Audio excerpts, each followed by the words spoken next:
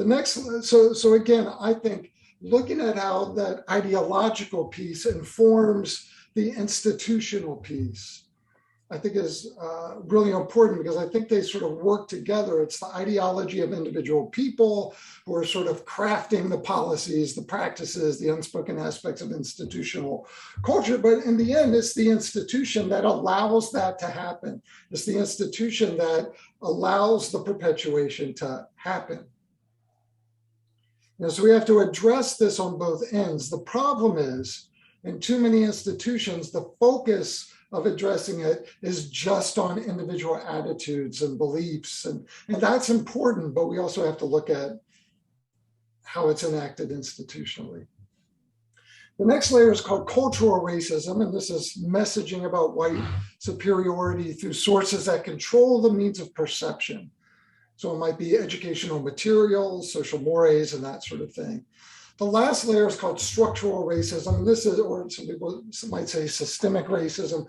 This is that network of unjust distributions of access and opportunity that are built into all systems and structures. So how racism operates in a college, how racism operates in healthcare, how racism operates in employment, how racism operates in housing, how racism operates in criminal justice, judicial systems, all of the, and more, and, right? So, and again, this might feel very big, and it is very big, and I might say, well, I can't really control how racism is operating in healthcare systems, but if I really want to engage in an institutional process, I at the very least have to recognize that many of my colleagues, many of my students, many of the people in the community are adversely impacted and traumatized by all those other systems, and they don't leave the impact of that somewhere else when they come into the system. So we have to be responsive to that. A real anti-racist approach is responsive to that within an institution, even if it's not doesn't have the power to overturn it. I will also add that I think part of being an anti-racist institution is participating in addressing oppression and all those other systems, where we have the access and ability to do so. So there's a question here, who is the institution? I'm not sure I completely understand the question, but when I think of an institution, I think of something like the college is an institution. A hospital is an institution. A court is an institution, right? Those are institutions, and people will often argue that institutions are made up of individuals. But let me give you an example of this. Let's say, I'll give you a healthcare example. I will give you I'll give you a higher ed example. I don't know if this is true at your institution, but nationally, research shows that it is predictable that faculty of color are going to be dinged on student course evaluations simply for being people of color. Faculty of color who are teaching explicitly about racism are going to be dinged even harder. Women faculty of color who teach explicitly about racism are going to be dinged even harder than people of color in general. And you can go on and on and on with different sort of layers of marginalization there. Now, you could say that the problem there is individual racist students who are dinging the faculty members. You might say that the problem there is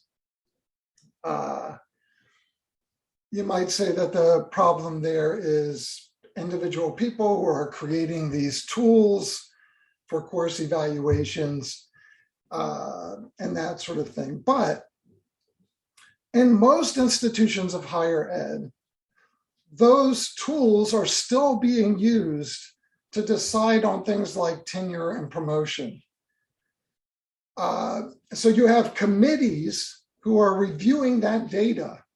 And you might say, okay, well, maybe the problem is that individual people on those committees, but those committees are following the institution's rules about how to do that. So in order to address that, we might want to address people's individual biases, but the problem is bigger than people's individual biases. The problem is that institutions are choosing to enact a process that we all know is racist. That's an institutional decision. That's an institutional decision. So you might say that institutions are made up of individuals. The problem is, even in institutions that are full of anti-racist individuals, you can always still find racism that is sort of woven into institutional policies and practices and institutional culture and traditions. So, so again, it's not an either or; it's a both and. It's a both and there. Okay. So again, my argument is, in the context of structural racism, understanding how that ideological racism and institutional racism sort of operate together in order to perpetuate racial injustice, even in organizations that are sort of pride themselves or build themselves on an anti-racist commitment. Yeah, that's the clarification there, that ideology informs the institutional piece in the sense that individual people create policy, right? But institutions enforce policy. Institutions enforce policy. So that's the relationship that I would point to there. So if we take a step back from this, just thinking about some important kind of shifts in understanding that might help. One is shifting from thinking about racism as solely individual interpersonal actions to thinking about racism as structures of advantage and disadvantage. I'm guessing many of you are already here in your understanding. The second shift is racism as an occasional incident that needs to be addressed when witnessed or reported, to racism as ordinary. I mean this in the sense that critical race theorists talk about it. I don't mean it as ordinary in the sense that we welcome it. I mean it as ordinary in the sense that it's always happening. It's always present, and we have to learn to see how it's informing everything, the accumulative presence of it. So we need to proactively address it all the time. Finally, racism is solely a prejudiced belief system that can be adjusted with anti-bias training to, again, racism as the accumulative impact of institutional and structural racism that has to be addressed at all these different levels. Now, again, I think I should say that my argument is not that we shouldn't attend to individual bias, because certainly individual bias helps perpetuate racist systems. So my argument is not that we shouldn't attend to that. My argument is a both and argument here. That I think if we have a robust approach to anti-racism, the center, the heart of that approach, my argument would be, within an institution, should really be institutional racism understood in a context of structural or systemic racism. And then ideological racism is sort of a feeder for that. But it might also be individual ideological racism could be cultivated within an organization that is sort of sending messages to people affirming their existing ideological blockages there. Oh, I need some water here.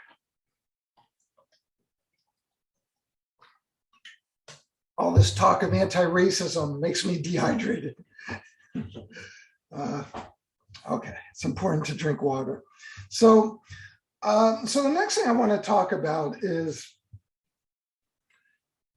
part of the thing that I've learned working with educational organizations over the years is that there is some sort of common and predictable, what in my organization we've come to call like anti-racism detours or racial equity detours. These are sorts of things that sort of create the illusion or the optics of movement where there's no action, where there's a scarcity of actual movement, or where there's insufficient actual movement. Working with actually, I'm going to save that story. I'm going to share that story a little bit later. So let me just talk about three what we call common anti-racism detours. The first one we call the pacing for privilege detour, and this is pacing anti-racist efforts in a way that prioritizes the comfort and interests of white people over progress toward anti-racism. Not only is this a racist approach to anti-racism, but it also flies in the face of what we've learned from organizational change theory. Part of what organizational change theory says is that a common misperception is in order to move an institution forward, we need everybody in that institution to be on board. But the reality is we're never going to have everyone in that institution on board. So part of what the research in organizational change has shown is that really in order to make substantial change, you really only need about 15 or 16% of people to be on board. And you can create the momentum working with that 15 or 16% of people. You can learn a lot more about this. Some of you might be familiar with the 20-60-20 theory. You can just do a Google search for 20-60-20 and find it. Basically what that says is with any sort of substantial change, you can presume in any kind of institution that 20% of people will be enthusiastic, on board, ready to go. 60% of people are not going to be resistant. They might not be super enthusiastic about it, but they're sort of the wave riders. They're going to go whichever way the wave's going. And then there's going to be about 20% of people who are resistant to it in some fashion. That might look a little different in an institution like yours, but and what they say is that the biggest mistake is that most institutions move at the pace of the 20% of most resistant people, when they ought to move at the pace of the 20% of most ready people. And remember, in the case of something like anti-racism, the 20% of most enthusiastic people are disproportionately going to also be the people who are most desperate for the organization to do better because they're the ones experiencing the racism in the institution. Okay, so this is the pacing for privilege detour. Again, I know that I'm talking with a group of people who on average might not be in that 20% of resistors. But I do think wherever we are, we can reflect on at whose pace and in whose best interests are we building our approach to anti-racism. I think about this in terms of my own teaching, because when I came into this work, the popular approach to it, to workshops back in that time that I remember, was it felt like the whole workshop was focused on trying to convince the people who were never going to be convinced. So everyone's energy in the room would go into that, and so when I started teaching about these issues, I taught at, I created and then taught in a social justice and human rights bachelor's and master's program at George Mason University.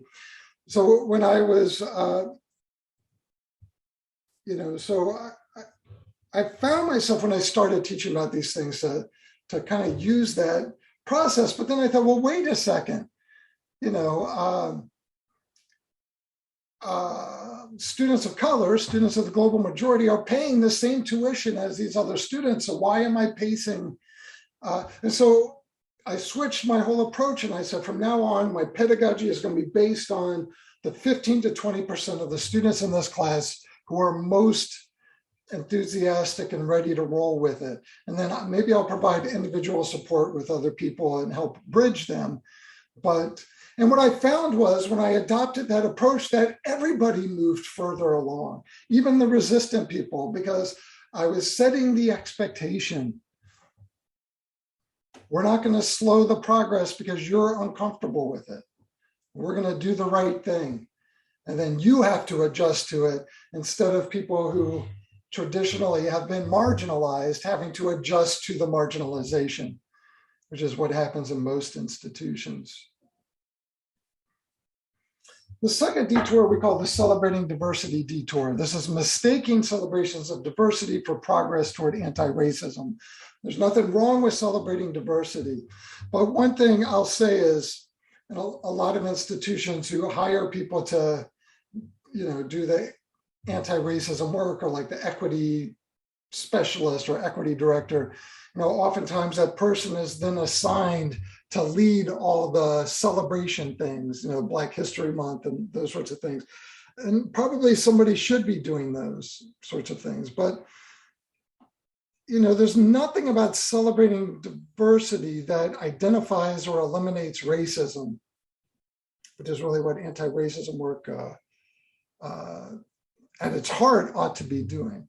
So I'm not saying, again, that we shouldn't celebrate diversity. We just shouldn't mistake those kinds of things or kind of neat student programs as the anti-racism work. And then finally, I guess I kind of mentioned this earlier, is the individualizing detour, focusing exclusively on individual biases and actions and ignoring institutional conditions. When we focus just on implicit bias, when we focus just on individual microaggressions, when we focus just even on white privilege, let's have the white people pour out the contents of our white privilege knapsacks and rifle through it. That's an important process for white people, but that process in and of itself does not make an institution more racially just. The question is, what do I do with that new awareness? What do I do with it institutionally? What do I do with it? So you might think, again, I don't know, I know a little bit about your institution from conversations I had in preparation for this, but when you think about your own sphere of influence, would you say any of these detours might be operating?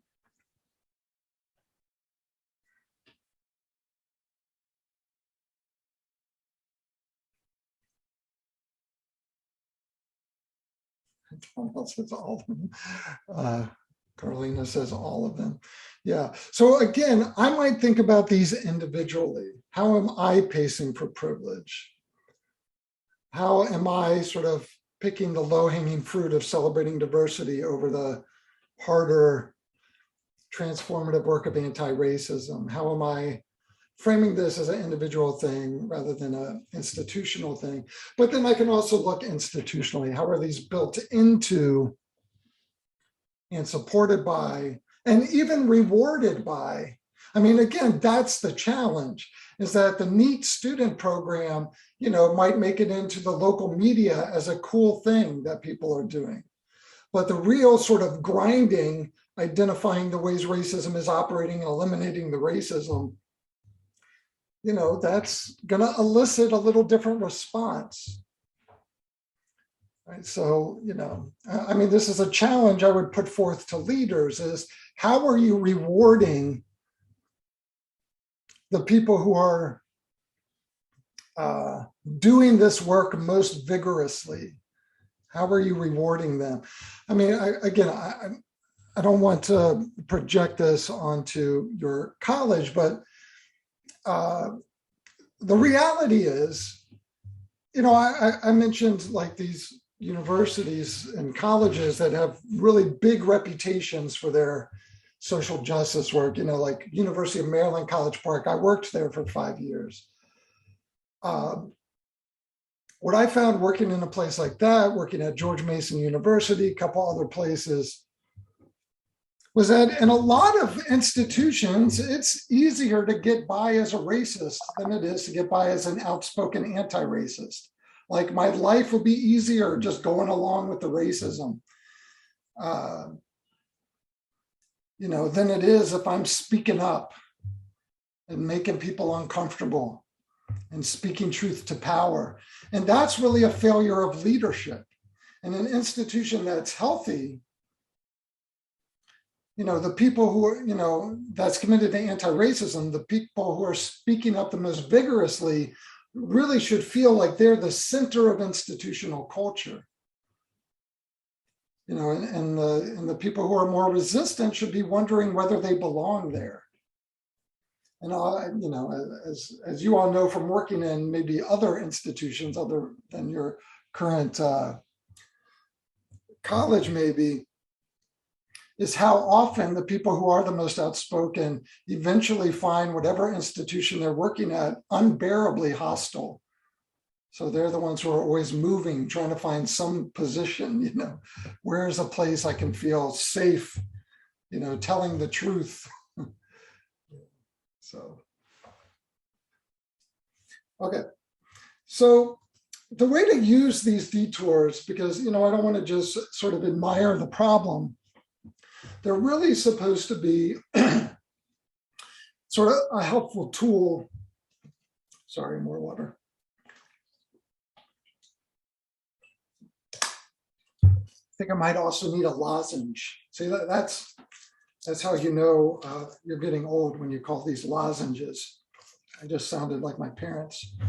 Okay, so there's a practical, this isn't just about admiring the problem, there's a practical use, which is developing a habit of naming the detours as we see them coming up.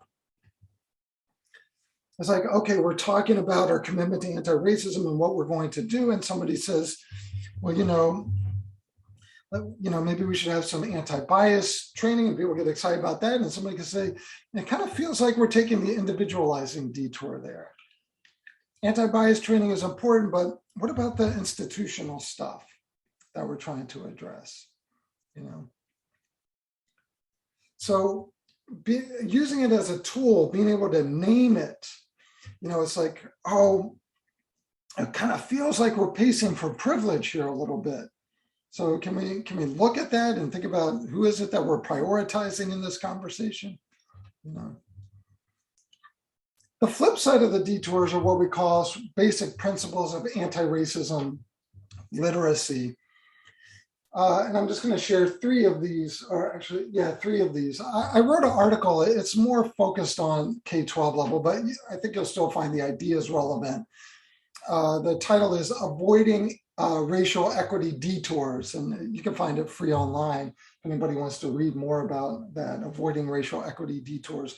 Again, that was written for really K-12 principals, but it talks about these detours and these principles I'm about to talk about. The content of it, I think, will still be relevant if you're interested. So I'll talk about three principles. The first principle is called the direct confrontation principle. Too often, equity strategies, diversity, equity, inclusion, whatever it is we're calling it, sort of dance around the key issues. The direct confrontation principle is that an anti-racist commitment requires direct confrontations with racism. That's why I keep talking about we have to map out all the ways it's operating, and then say, okay, how are we going right at it? What are we going to do about it? Maybe it sounds like I'm talking about confronting people, and I guess sometimes we have to confront people, but that's not what this is referring to.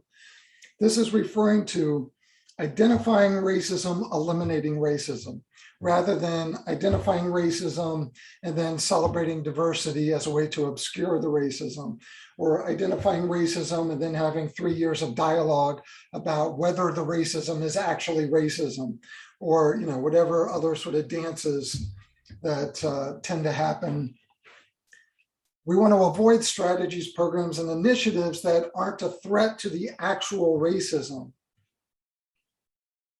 Direct confrontation principle. So when somebody says, well, here's something that came up, an example of how racism is operating, this is an important principle.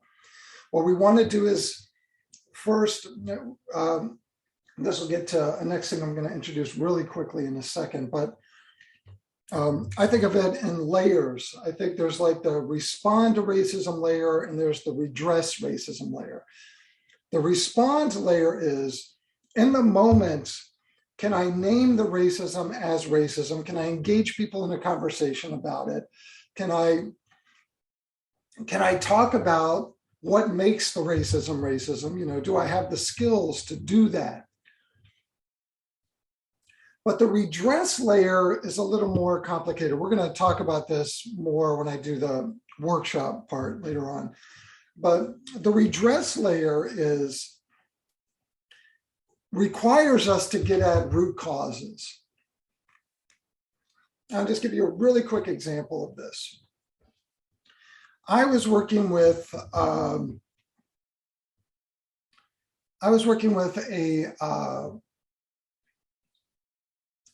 it was actually a high school. The example I'm going to give you is a high school just because it's the one that's popping into my mind. But you know, we can all think of examples that exist in institutions of higher ed. I was doing this policy analysis. One thing I do for organizations is I'll take their like student conduct policies or whatever their policies are, and I'll help them analyze them for inequity and racism and economic injustice and all those sorts of things. So I came to one policy that was what people call a hair policy. Basically, the policy was that students were not permitted to wear locks that went beneath the shoulders. I had a really interesting conversation with the principal because I said, you know, this specifically targets Black people in your school. And he made the argument that it doesn't specifically target Black people because nobody, including white people, can wear locks that go beneath their shoulder. And I was like, well, if you got a bunch of white people running around your school wearing locks, I think we need a whole different conversation about what's going on there. But anyway, the point of this was, the respond was, we need to change this, we need to get rid of this policy. It's a racist policy.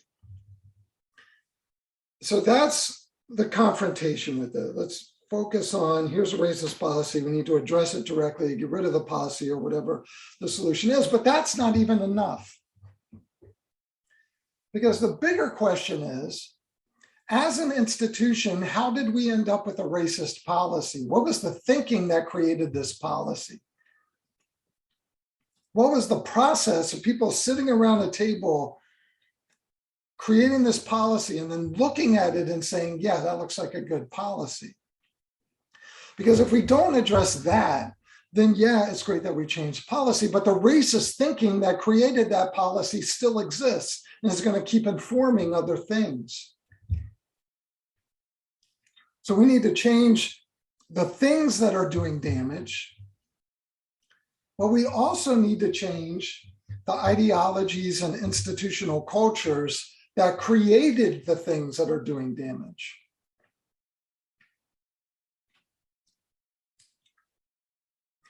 Yeah, y'all are asking important questions. Who is at the table? I think actually in this particular school, they're in a state where there's a state level organization that drafts policy for school districts. So instead of districts writing their own policy, they can sort of adopt this pre-made policy and then just change it to be relevant to their school. So my hunch was that whoever was around the table, they just didn't even have the consciousness to recognize that as a racist policy, which is just as big an issue as the racist policy. Because then the question is, what are all the other racist policies that they don't recognize as racist policies? Okay. So, okay.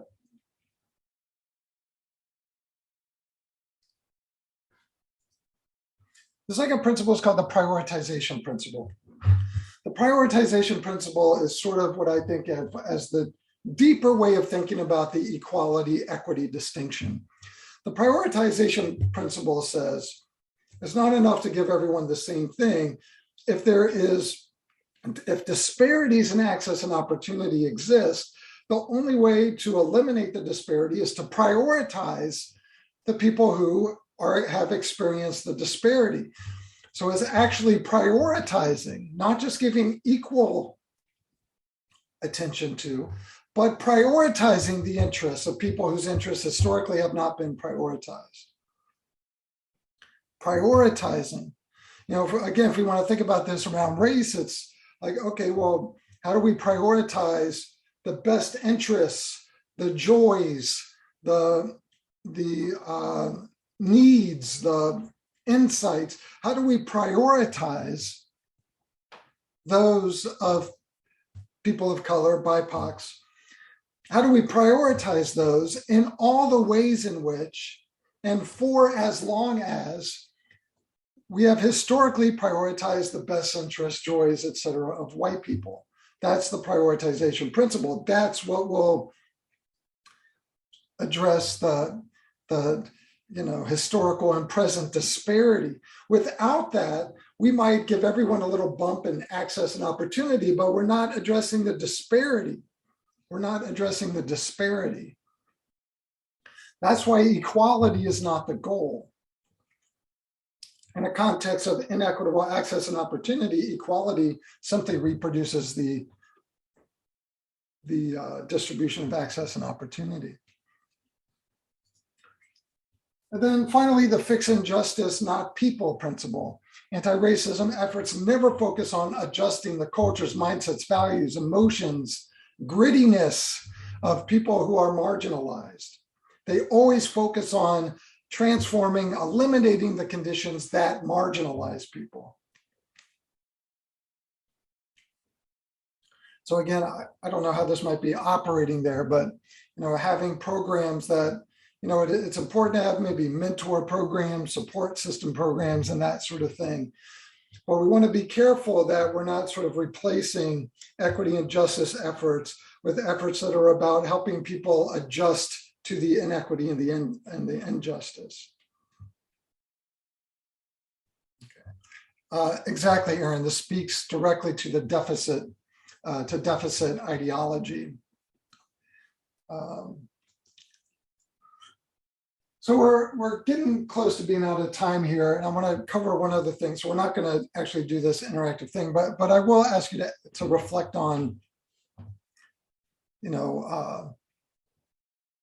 if your college could embrace these principles, and there's we actually have about 10 or 12 of these principles, and I just pulled out 3 of them, so you can look up the other ones if you want. But which of these might be the most transformative in your sphere of influence? So I want to end just by talking about a few helpful concepts. Again, I'll build on these in the workshop. This is maybe a little bit more conceptual. The first comes from critical race theory and Derek Bell. It's called interest convergence. And this is you really need to read an article on interest convergence. I'm trying to condense a big conceptual topic to one PowerPoint slide. But in essence, interest convergence says that, interest convergence theory basically says that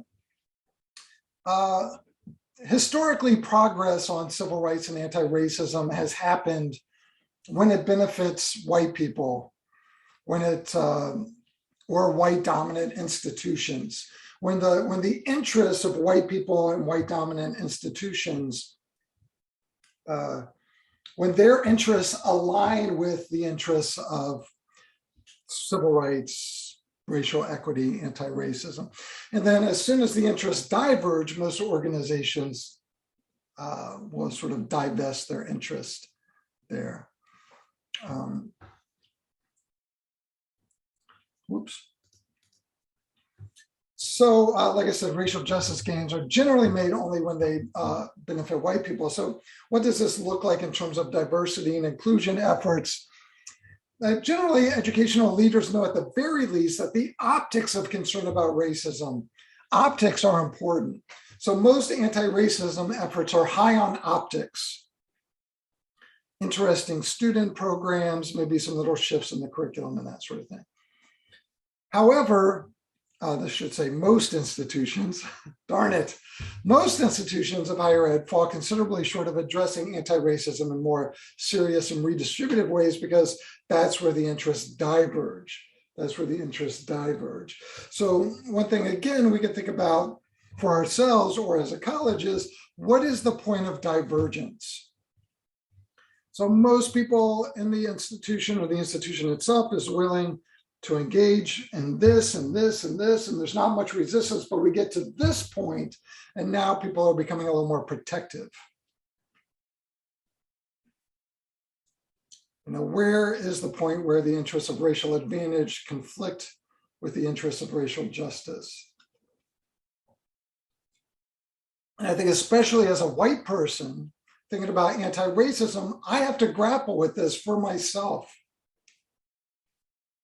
Where are the points at which maybe I soften the approach because it benefits me to soften the approach? That sort of thing. Concept 2, racial microaggressions. I'm sure y'all are familiar with the term. This is how Daryl Wing Su defines it. But I really only wanted to bring this up because I think people commonly understand this, to bring up the concept of microaggressive trauma.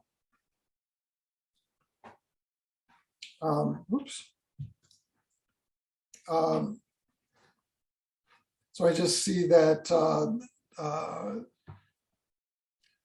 somebody posted here about racial battle fatigue, which is a concept that is closely related to microaggressive trauma, the accumulative traumatic impact of day-to-day institutionalized and structural racism. So this is something that white people are protected from because of our whiteness, because of white supremacy. But again, the problem is, if all I'm looking for are instances of racist people doing racist things, I'm going to miss most of what is causing microaggressive trauma, which is sort of the day-to-day grind of racism just always operating, So learning how to see how that exists, the impact of that has been caught. I've actually written about racial battle fatigue. I wrote an article, I interviewed a bunch of people and wrote an article about the intersection of racial battle fatigue and activist burnout in faculty of color who teach about racism, who engage in anti-racism work in higher ed. So you can try to find that article if you want. Or I could just talk about it in the next workshop, and it will save you reading through a very boring methodology section. So finally, I thought I'd hit back on this sort of white liberalism piece. There's this sort of tradition of thinking about equity and justice work through the lens of sort of three ideological positions. I know some of you might be familiar with Peter McLaren, but he wrote this, I think it was a book chapter where he talked back in the 90s, where he talked about multiculturalism. And he talked about sort of these three ideological approaches to multiculturalism: conservative, liberal, critical. But you see this language popping up in a lot of different places now. In essence, a conservative approach to anti-racism really isn't anti-racist at all, but it's an approach that might sort of obscure racism behind things like acculturation. So it's not anti-racism, it's that we want to help people who are racially marginalized acculturate themselves into the racially marginalizing institution. That's sort of the conservative approach. A liberal approach, I'll talk more about the liberal approach here in a second, but the critical approach, I think, is what we want to embrace. The critical approach is where we're attending to questions of power and dominance and white supremacy. We're attending to systems and structures, not just interpersonal relationships and those sorts of things. But since I use this term, I thought I would here sort of at the end talk about some common characteristics of white liberalism. Again, this can be enacted through individuals, and people like Cheryl Matias have even written about how even that these are even operationalized sometimes by people of color, perhaps in part because doing something more than this could get them punished. I mean, that's one of the racist things about how people react to anti-racism work is there are certain things that I can say that my colleagues of color will be heard completely differently if they did this same workshop, you know. But characteristics of white liberalism. One characteristic is sort of a false idealism and what people call toxic positivity. Oh, we're just one big happy family. Everyone loves each other here, you know, that sort of thing. Another characteristic is very individual focus, not institutional or structural focus. So that's the intergroup dialogue kind of thing. Let's just learn how to communicate with each other. Let's, you know, just try to get along with each other, maybe some anti-bias stuff, that sort of thing. And by the way, some of the stuff that's under liberalism is useful as far as it goes. So the problem is not the existence of, you know, intergroup dialogue or individual relationship building. The problem is thinking that that is going to solve the racism. And there's no evidence that that's going to solve the racism.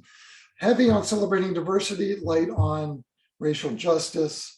Right, so there's that negative piece, positive piece, particularly skilled at creating the optics of anti-racism without actual anti-racism. And then, of course, the pacing for privilege. So I can look at all of that and say, again, what might I be contributing to there? And what might I do differently? We don't have really time for this last thing, but I just wanted to introduce this quickly. What we're going to do in the next session is talk more about, okay, well, what are the knowledge and skills we can bring to this? What does love look like in the context of anti-racism work and the practice of it? You know, what does this look like in practice? So I guess I'm going to end there. I meant to end a little bit earlier, but I don't know, I put too much in the PowerPoint. So I'm happy to stick around and answer some questions if anybody has questions, and just open it up.